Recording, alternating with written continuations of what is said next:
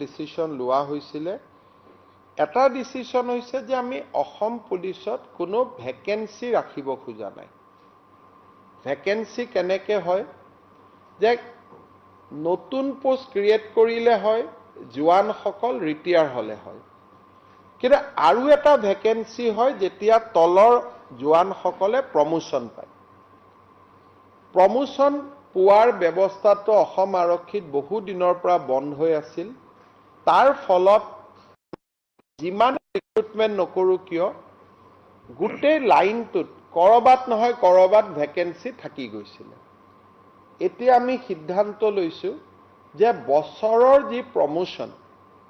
তাক আমি সেপ্টেম্বৰ মাহৰ আগতে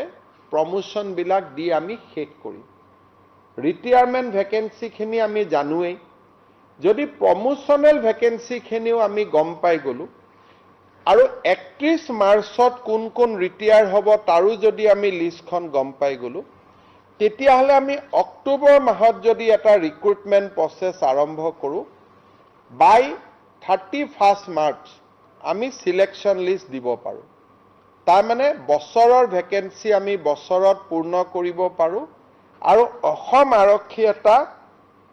জিৰো ভ্যাকেন্ট পুলিচ ফোৰ্সলৈকে যাব পাৰে সেই দিশত আমি সিদ্ধান্ত লৈছো যে এই বছৰতো আমি অক্টোবৰ মাহত অসম পুলিচৰ চলিত বৰ্ষৰ ভ্যাকেন্সি আৰু সম্ভাৱ্য ভ্যাকেন্সি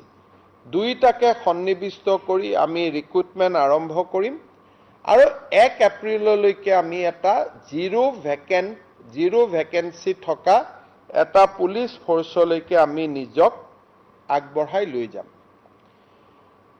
আপোনালোকে অসম আৰক্ষীৰ ষ্ট্ৰাকচাৰটো জানে ফিল্ডত যে থানা থাকে আউটপোষ্ট থাকে পেট্ৰোল পোষ্ট থাকে এই পেট্ৰোল পোষ্ট আৰু আউটপোষ্ট সমূহৰ গোচৰ পঞ্জীয়ন কৰাৰ ক্ষমতা নাথাকে তেওঁলোকে থানা